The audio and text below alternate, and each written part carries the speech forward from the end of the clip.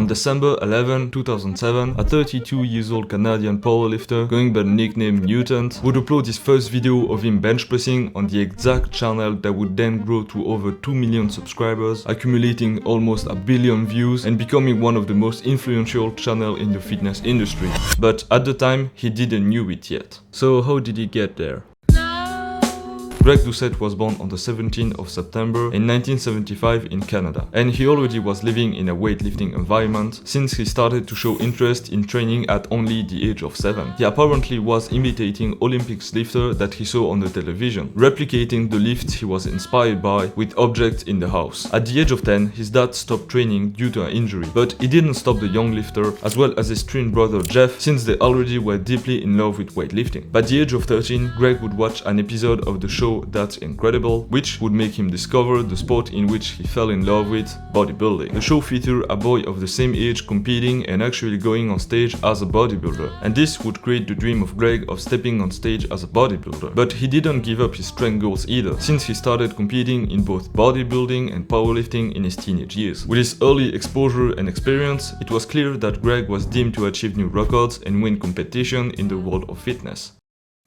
After high school, Greg Doucette started studying at the Acadia University, in which he got a kinesiology degree. And it is already in that studying time that he would start to make a name for himself, as he achieved to be the national powerlifting champion at the age of 21. He also set new national world records and even earned his IFBB Pro card in 2012. After college, he would then become a kinesiology professor at San Francisco Xavier University in Nova Scotia. However, with the objective of being closer to his bodybuilding and powerlifting interest, he would switch to being a coach for mostly bodybuilders, which actually wouldn't be for the best. In 2012, Greg was arrested by the Canada Border Service Agency over an investigation which started after the interceptions of package of steroids, which were then tracked to Doucette's residence. In his house search, the authorities found over $250,000 worth of steroids and $23,000 in cash, as well as various material for steroid distribution. He admitted to smuggle and traffic steroids for about a year and a half before his arrest. He was then charged with possessing, smuggling, importing, trafficking, and distributing anabolic steroids, and he even was sentenced to a 20-month conditional sentence order, as well as a fine of $50,000. This event would put a dent in Greg's career, but he isn't afraid to talk about his past by being open about it and explaining the situations to his audience. Because I did it.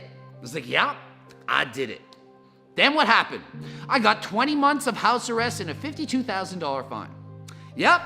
It happened! But it's only a few years later that his journey to YouTube would begin. His first video was uploaded in 2007, and for about 5 years he would post various videos of his training, personal records and physique updates, referring himself as Greg Mutant Doucette and Greg Doucette IFBB Pro. However, it is only in 2013 that he would upload a video titled My Views on Morning Empty Stomach Cardio, which would be the first video being close to the style that we all know today. His channel was gaining medium traction at the time, until 2017, the year in which he started to upload consistently. He would make a series of videos giving out advice, ranging from normal training tips to different effects of steroids. At the time, his persona was pretty calm in an authentic style in comparison to his recent video, which is now something that he is being criticized for. Greg would then transfer his content to a more reacting, drama-based content by reacting to other fitness influencers and calling them out. This would create a lot of traction to his channel, creating a massive audience in the process. It is also in that time frame that he would start his Natty or Not series, which would be really well received in terms of views. He would then start selling his supplements and a cookbook which he promotes in every videos. Greg's consistency in content creation is really what made him what he is today. He started as a coach who got caught trafficking steroids to now a multi-millionaire fitness celebrity who, on top of all that, is extremely influential in the community. Nonetheless, his rise to the top of the fitness game created a lot of different controversies, and it's safe to say that he is probably the most controversial fitness influencer right now.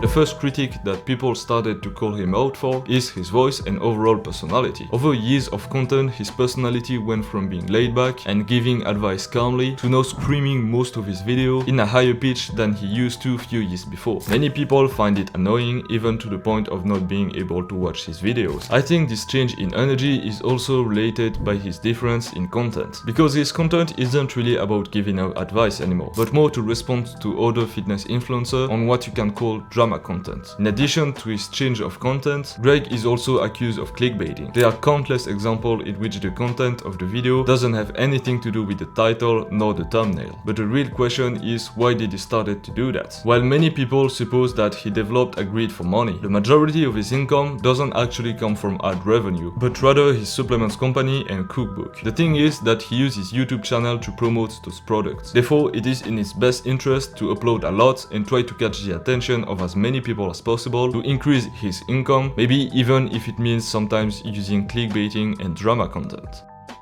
Thanks for watching until the end. Consider subscribing if you liked the video. It took a lot of time to make and it does really help small channels like mine.